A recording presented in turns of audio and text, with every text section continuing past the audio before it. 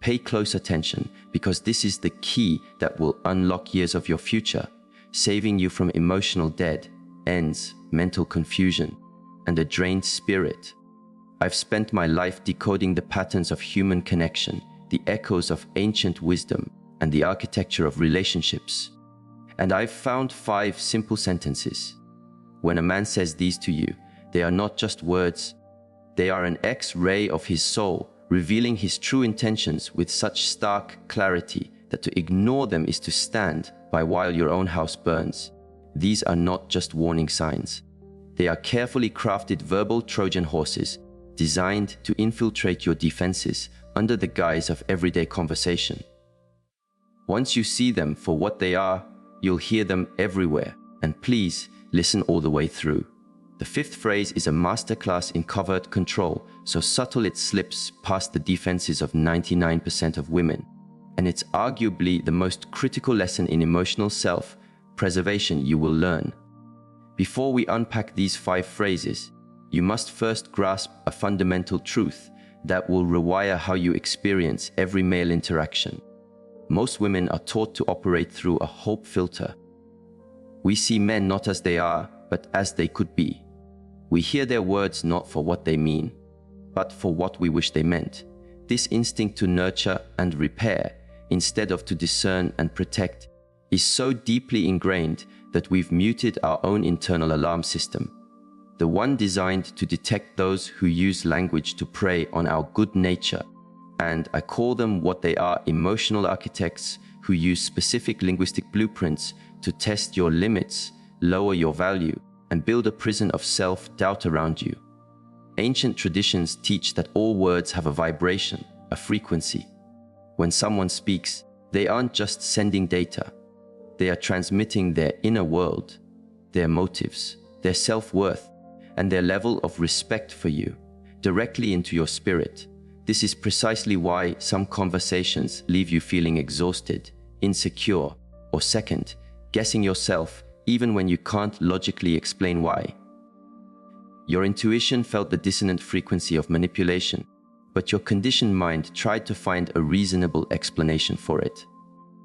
What I'm giving you today isn't just relationship advice. It is a form of energetic self-defense that will shield not only your heart, but the entire trajectory of your life, because this is the part no one says out loud. The man you choose becomes the operating system for your life. The wrong one installs viruses of self-doubt, slows down your personal growth, and crashes your most important projects. The right one, or more importantly, learning to instantly identify and delete the wrong ones, clears the path for a life that runs beautifully. The first phrase, the one that should be an immediate red flag, is when he says, "You're thinking too much," or its cousins, "You're being too intense," or "Just relax." This statement is a masterpiece of psychological deflection because its goal is to make you believe your intuition is a flaw. When a man labels your valid emotional processing as too much, he's not making an observation about you. He is broadcasting his own inadequacy in dealing with a woman who has a rich inner world and the courage to explore it. Here's the real transaction. He's testing to see if you will abandon your own intelligence to make him feel comfortable.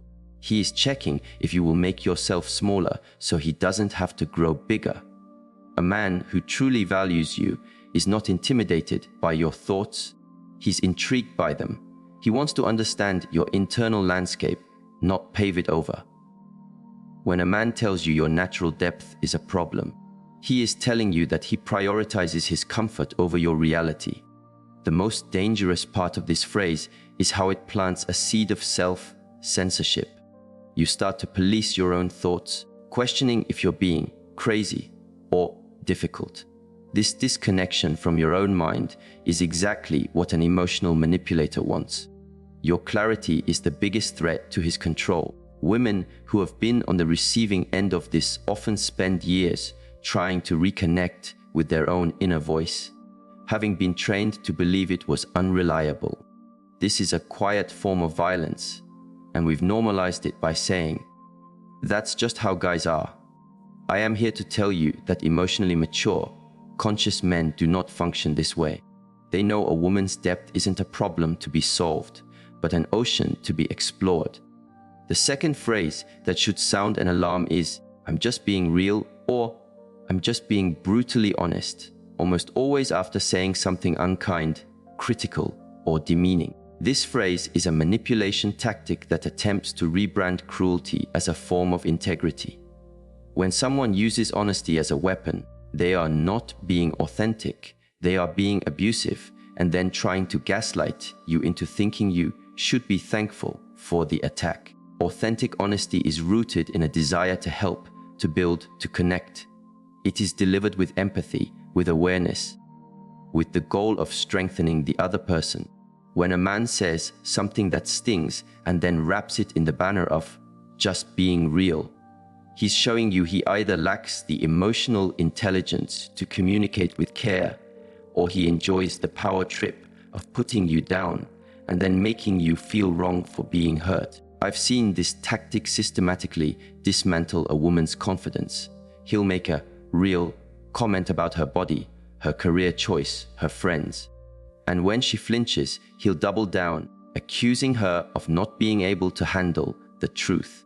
This creates a twisted psychological bind where you start to associate love with enduring casual cruelty, and you believe that asking for kindness is a sign of weakness. The truth is, a man who loves you is your biggest fan. He instinctively wants to see you win. Yes, hard conversations are part of any real relationship, but their purpose is to solve a problem together, not to prove that you are the problem. When honesty is consistently used as an excuse for being mean, it's a clear signal that this person is not on your team. They are more committed to their right to be hurtful than to your well-being. What makes this so effective is that we're all taught to value realness. But I need you to understand this. Honesty without compassion is just aggression in disguise. You deserve both. Kindness is not the opposite of honesty, it is the vehicle for it. The third phrase that is a clear and present danger is, "You're so demanding," or "You're trying to control me." Whenever you state a clear need or express a boundary, this is pure gaslighting, and its purpose is to condition you into silence, to make you afraid to advocate for your own heart. When a man relabels your reasonable requests as controlling, he is training you to expect less and less. Let's be perfectly clear on what a boundary is. A boundary is not a demand. It is not a rule. It is a piece of information. When you say, "It's important to me that we make dedicated time for each other," or "I don't feel good when you speak to me that way," or "I need to know you'll be there when you say you will," you are not being a dictator. You are being a good communicator. A man who fires back with, "You're controlling," is telling you everything you need to know about his character. He's telling you that he sees the relationship as a battle between his convenience and your needs. He views your feelings not as something to be cherished, but as an obstacle to his own uninhibited freedom. This is not the blueprint for a partnership. It's the blueprint for a slow erosion of your soul, where you gradually shrink yourself to avoid being given a negative label. The tragedy for women in this dynamic is that they begin to fear their own needs.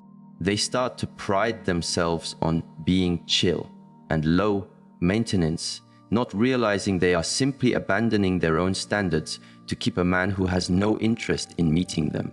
Here is the secret: a man who is genuinely in love with you wants to know your boundaries. He craves that information because he wants to make you feel safe and loved. He sees your boundaries not as a fence he has to climb, but as a map that leads him closer to your heart. The men who accuse you of being controlling are the very same men who will exploit your lack of boundaries. They want full access to your light without any of the responsibility of tending to the flame. The fourth phrase is one of the most common and emotionally destructive. "I don't want a relationship right now," or "I'm not looking for anything serious." But, and this is the crucial part, he says this while behaving in every other way like your boyfriend. He's in constant contact, he's your go-to person, He's physically intimate with you. He shares his deepest fears with you. He builds the entire emotional architecture of a relationship, all while having posted a sign on the door that says, "This is not a relationship." This phrase is his master, crafted emotional loophole. It gives him all the benefits of your partnership, your support, your affection, your loyalty, while absolving him of all accountability. He gets to enjoy the warmth of your fire without ever having to put a log on it. He told you he was just visiting, so you can't be mad when he leaves. The reason this is so devastating is because it puts you in a psychological checkmate. If you accept his terms, you are actively co-signing your own undervaluation. If you ask for more, he can calmly point back to his original statement and make you look like you're the one being unreasonable. If you leave, you're haunted by the feeling that you're giving up on something that felt so real. But I need you to burn this into your brain. When a man is truly ready and wants to be with you, there is no ambiguity. There is no "let's just see." There is only clarity and intention. The men who hold you in this situationship limbo are not confused. They are crystal clear on what they want to keep you in their life without having to fully choose you. This dynamic is a slow poison to your self-worth. You begin to believe that you are not quite good enough to be claimed, that you must earn commitment by being endlessly patient and undemanding. The most insidious part is that these men often do care for you in their own self-serving way. They enjoy you, but they love their freedom more. They love their options more, and they would rather keep you in a state of painful uncertainty than risk losing you by telling you the full truth, that you are not the one he is willing to commit to. And now we arrive at the fifth and most insidious phrase, the one that is so quiet, so cloaked in intimacy, that most women don't recognize it as a weapon until they are years down the road, trying to find the person they used to be. The phrase is, "You've changed." And he says it not with joy, but with a tone of disappointment, of accusation. The subtext is that the person you are becoming is a downgrade from the person you were. This phrase is a soul killer because its only purpose is to halt your personal evolution.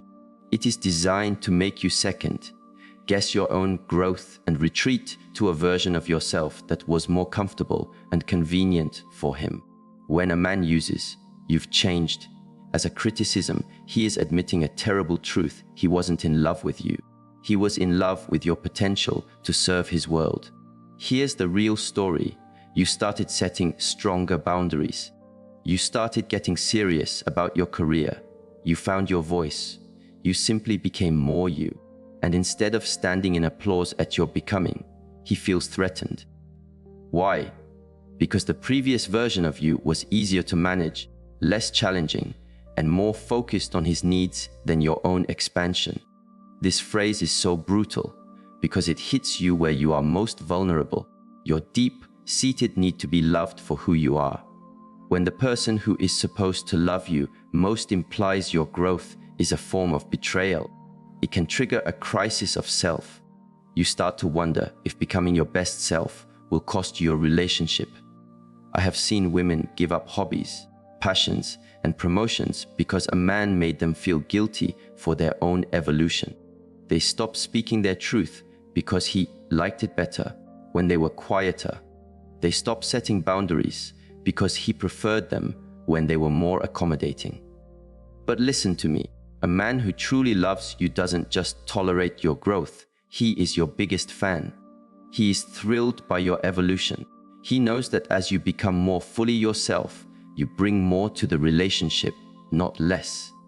When a man criticizes you for changing, he is confessing that he preferred you when you were smaller. He is admitting his love was conditional upon you staying in the box he had built for you. This is not love. It is ownership. It is someone who wants to possess you, not partner with you. The most heartbreaking part is that women often internalize this as their own failure. They feel guilty for outgrowing a space that was always too small for them. They apologize for taking up more room in their own lives. Now that these 5 phrases are laid bare, You might be feeling a storm of emotions: recognition, anger, sadness for your past self, gratitude for this new clarity. All of it is valid. Honor it. But this knowledge isn't meant to make you bitter or build a fortress around your heart. It's about upgrading your emotional sonar. It's about being able to distinguish between a ship that is sailing toward you with good intentions and a submarine moving silently below the surface with a hidden agenda. The truth is, there are good men in this world who would never utter these phrases. Men who see your sensitivity as a superpower. Men who deliver truth with kindness because your heart is important to them. Men who celebrate your boundaries as a map to loving you better. Men who commit with joyful certainty because they know your value. Men who will watch you change and grow and think, "I am the luckiest man in the world to witness this." These men exist, but you will never find them if your energy is tied up trying to decode and justify the behavior of men who don't see you. You'll never be available for them if you're settling for a love that requires you to silence your intuition. Here is what I want you to do. Start paying attention to your body's compass. After you interact with a man, notice your energy. Does the needle point toward expansion, peace, and feeling more yourself, or does it point toward contraction, confusion, and feeling diminished? Your body knows the truth. Start trusting that first intuitive hit instead of letting your mind talk you out of it. If you find yourself constantly making excuses for him, that is your sign. If you find yourself shrinking your personality, your dreams, or your standards to keep the peace, that is the only data you need. Most of all, I need you to know that walking away from someone who diminishes you is not an act of cruelty. It is the highest form of self-love. It's not closing the door on love. It's opening the door for the right love to find you. Every second you spend trying to audition for someone's approval is a second you are unavailable for the person who would approve of you instantly. The right person for you will not require an explanation of your worth. I want to share a final truth that changed everything for me. Your worth is not a negotiation. It is a fact. Stop handing the gavel to men who want to put it on trial. When you are clear about who you are and what you require to feel safe and seen, you are not being difficult. You are being an honest guide. The people who are scared off by your clarity are not your people. The ones who lean in, who listen, who celebrate it. They are. They understand that love isn't a power struggle. It's a sacred space where two people get to become more of who they truly are together. Every time you honor your intuition, you are teaching the world how to treat you. Every time you choose yourself over someone else's dysfunction, you are building a foundation of self-respect that will attract a partner who respects you too. This is not about becoming hard. This is about becoming so clear and so rooted in your own value that you become unavailable for anything that feels less than love. Here is the final truth, and if you hear nothing else, hear this: you are not a rehabilitation center for broken men. It is not your job to teach someone the basic curriculum of kindness and respect. It is not your job to love someone into their potential at the expense of your own. Your one job is to be the most authentic, vibrant, fully expressed version of yourself, and to build a life that feels true and beautiful to you. The love you are seeking is also seeking you, but it can only find you when you are standing in your full truth, not when you are crouched down, trying to be smaller for someone else. So the next time you hear one of these 5 phrases, I want you to take a breath, remember your worth, and make the choice that honors the magnificent woman you are. Because you deserve a love that feels like a homecoming, not a battleground. You deserve a love that champions your growth, not fears it. You deserve a love that sees you as a miracle, not a problem to be solved. Walk away from anyone who makes you question your value. Walk toward those who reflect it back to you. Your future self is begging you to have the courage to choose her. Even when it's hard, even when it's lonely, The right love will not require you to sacrifice yourself to get it. The right love will feel like the wind that helps you grow taller than you ever thought possible. Trust that, choose that, and never settle for a single thing less.